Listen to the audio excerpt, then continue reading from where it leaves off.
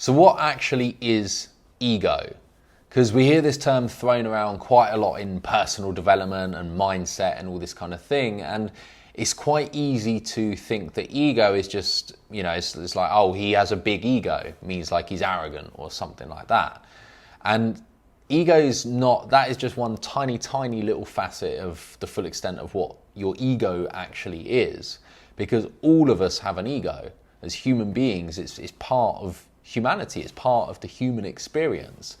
And we are almost always, pretty much every single time we make any kind of decision, any time we think any kind of thought, any belief that we have, pretty much everything that we think in our day-to-day lives, we are thinking out of ego. We are operating out of ego.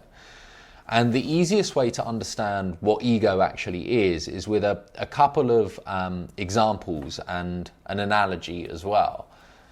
So if you think about, if I asked you the question, who are you?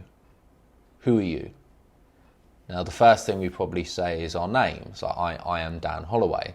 And so, well, actually, no, who I am is not my name. My name is just a label that I was given after I was born by my parents, right? That's not a label. That's just a label. That's not who I am. And I could say, well, who I am is what I do. But who you are is not what you do, because what you do can change at any time. And you haven't always done what you've done. So who were you before then, before you started doing what you do now? So what you do is nothing to do with who you are. And then you might say, well, okay, well, who I am is my values. Who I am is, honourable. Who I am is a leader. Who I am is whatever. And you could go on and on and on. And you could, name values or traits. But who you are is nothing to do with what you value, because what you value has come from your past experiences, right? So then you might go on to say, well, who I am is like my physical body, like who I am is my physical body. But then let's imagine your mind was put in someone else's body, would you still be you, or would you then become them? Like, you'd be you, right?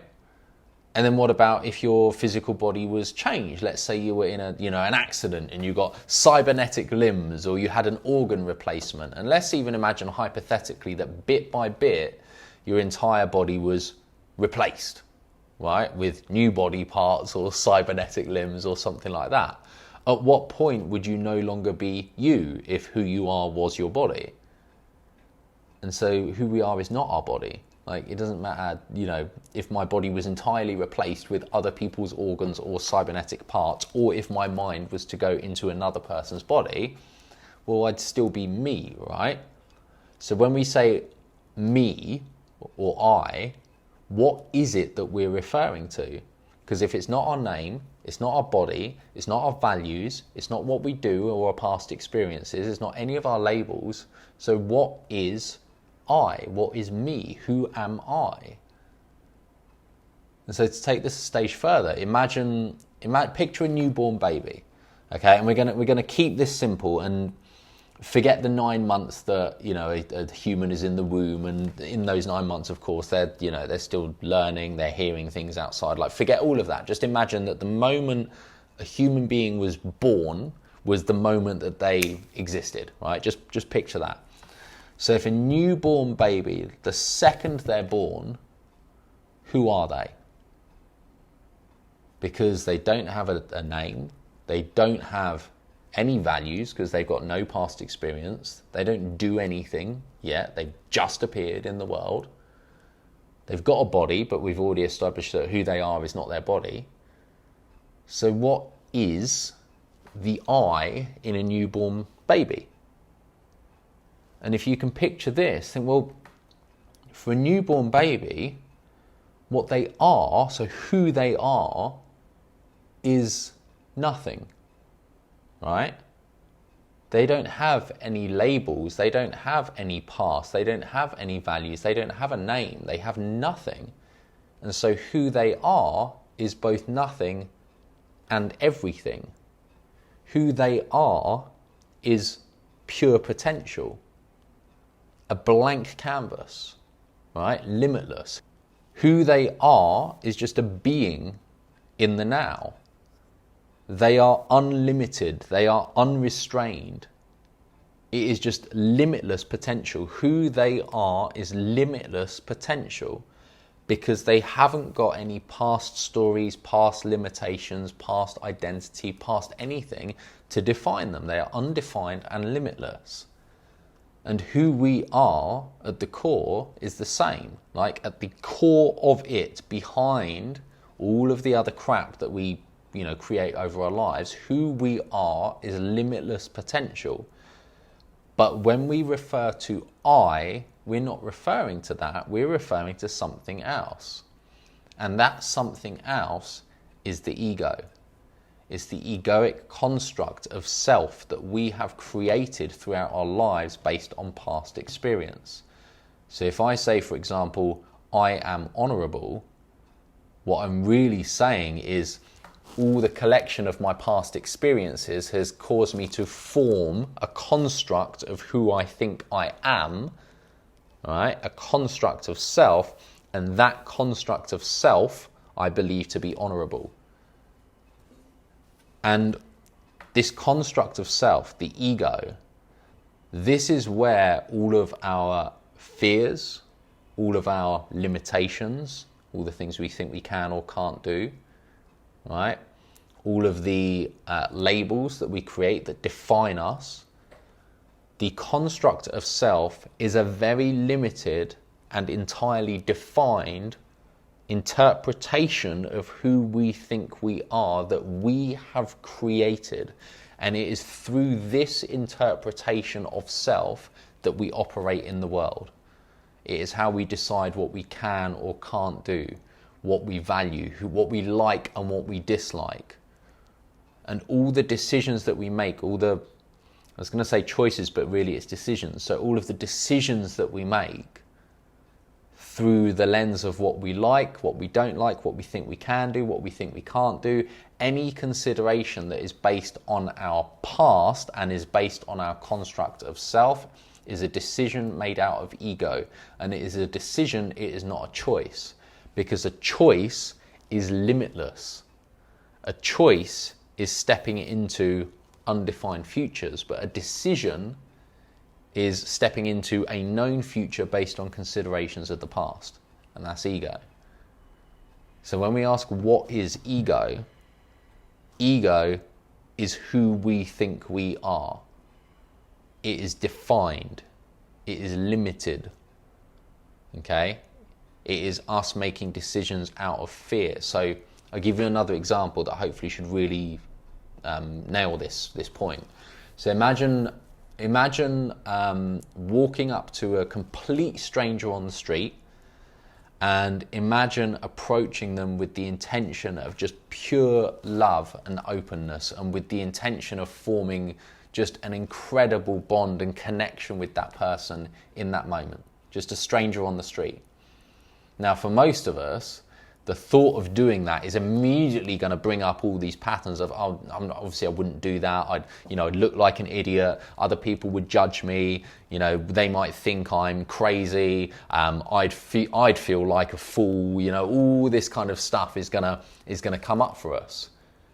Now, go back to the newborn baby example. Let's imagine that a newborn baby was capable of walking and talking, right? But they had no stories of the past at all. For them, that would be, well, okay, cool. Just do it, because I haven't created stories that limit me from doing this. Stories like people will think I'm an idiot. Where's that come from? Well, it's come from our past. The only reason that we would have the thought of people will think I'm an idiot is because of experiences that we've had in the past that we have attached meanings to. And those meanings have gone towards creating our construct self. And part of our construct of self in this example is, I don't go up and talk to strangers, or I don't like to look like an idiot. Why? Because the meanings that we've associated with doing those things, right? We've created meanings that limit us and keep us within our construct of self. And it's all fear-based. It's all to do with things, what if scenarios. What if this person thinks that? What if this happens and then that means this? And all of that fear-based dialogue is what's keeping us limited. So the point is, from a biological standpoint, the ego serves a purpose. Like the egoic construct of self, and humans having the ability to even conceptualize this construct of self, which most animals wouldn't. Most animals are just present. They're just instinctual. They act on instinct. If they start feeling hunger, they will go and find food. If they feel threatened, they will go into defense mode. They'll go fight or flight. They'll either run or fight. You know, if there's triggers in the environment, they will have an instinctual response, but it's in the moment. But humans, because we have our neocortex and we're capable of thinking at a higher level, we can run all these future-based dialogues of predictive, what we think is going to happen. And because of that, we will actually limit ourselves substantially. So it serves a purpose in keeping us alive. But if we want to experience incredible growth and transformation and stepping into new unknown futures and essentially becoming limitless, well, we've got to understand what's going on with the ego, and we've got to stop identifying as the ego. So I want to give you a personal example to really tie this down, because I was at a seminar this week, an evening this week. It was like a self-development seminar. And I became very aware that my ego was getting extremely triggered by the situation. And so to explain what I mean, basically, one of my stories of the past that's come from mum and dad splitting up when I was 7 was that I'm the one who, I can depend on myself. I'm the one who figures things out. I don't need to depend on others. I'm in control, all this kind of stuff. And it's created like an identity, a partial identity of self, where I see myself as somebody who's in control, who has got it figured out, who can rely on himself and doesn't need to rely on others. And then let's say the darker sides to that are like, I'm superior, I'm more important, or my opinion is more important than other people's. And basically all of these things go into this part of my personality of who I see myself as like a leader who's in control and doesn't need to count on others. Right? There's good and bad parts of that identity of self. Anyway, the point is that I'm in this seminar, and there's all these things coming up for me where I'm judging the person talking, and I'm judging them through this lens of, do I value what they're saying and the points that they're putting across? Now, if I'm listening to someone speak who I am perceiving as, let's say, someone I greatly respect, or is way further ahead of me on the journey of business and self-development, or whatever, like somebody where there's that status difference, whether it's social status or result status or whatever, like if that's the case, then I won't be triggered in this way, because I'm seeing them through a lens of respect. And again, it's all just a story that I'm perceiving in the moment. But where I am, let's say, learning from someone where maybe I'm subconsciously seeing them not as someone as superior to myself. And again, I keep doing this because this is all just bullshit patterns that I'm running from my past. But where I'm seeing someone as not superior to myself in that way, my ego will get triggered with this whole dialogue of, I'm better than this, I don't need to listen to this, like this is below me, I'm superior, all the old patterns. And it's very easy in that moment to become those thoughts, to think that those thoughts are actually us, right? And often we'll then attach guilt to it, because we'll think, well, I don't want to be that person. I don't want to think these things. I'm not like an asshole who believes that everyone else is inferior. And so we'll feel guilty that we even have these thoughts in the first place, and we'll suppress them. And that's because a lot of the time we're identifying as the voice in our heads. We think that actually is us, and we think we actually have to suppress ourselves, but it's actually not. It's not who we are. It is our construct of self that is speaking up based on the past. And if we can recognize that and recognize, hey, all that's speaking right now, the little voice that's speaking in my head, is simply reflecting out, or projecting out, should I say, projecting stories of my past onto the situation with some bullshit story and bullshit meanings that has formed part of my construct of self, but that is not who I actually am, right? And if you can detach yourself from the voice in your head, and if this is the one thing that you get from this video, it will be the awareness to recognize that the little voice in your head is not you.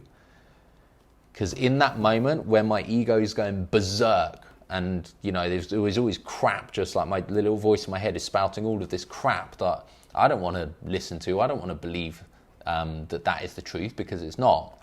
And so if we can recognize that the little voice in our head is not us, the little voice in our head is our egoic construct of self speaking up, right? It's not us, it's our construct of self. When that little voice in our head says, I like this, I don't like this, I agree with that, I don't agree with that, yeah, I don't like that, oh, that person's an asshole, that person shouldn't have done this to me, blah, blah, blah, blah, blah, I feel hurt, I feel ashamed, I feel guilty, whatever.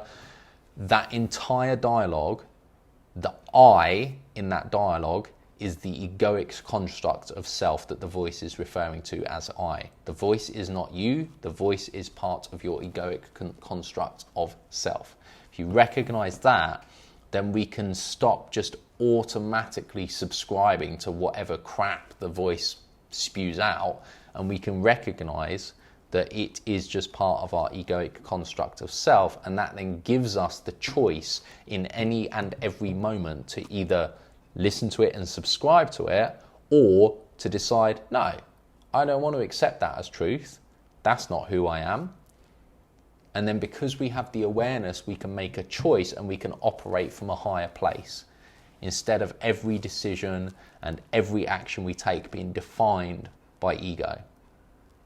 Okay? So hopefully that just gives a little bit of clarity around what ego is. Essentially, the best awareness trigger that we can have is to recognize the little voice in our head is speaking out of ego, is speaking out of the construct of self, and that construct of self is not us. So if this has been completely eye-opening in any way, or even if you were very much aware of this already, but you've maybe got a couple of new insights, then comment below. I would love to hear your perspective, and also give this video a like if you've enjoyed it. And if you want a lot more like this, I do a lot of videos on mindset, on ego, on belief, etc., and also online business. So make sure to subscribe to my channel, and then you're not going to miss out. I do 3 videos per week, every week, really designed to help you move forwards in life and business as well. All right, so thanks very much for watching, really appreciate it, and I'll speak to you in the next video. Bye for now.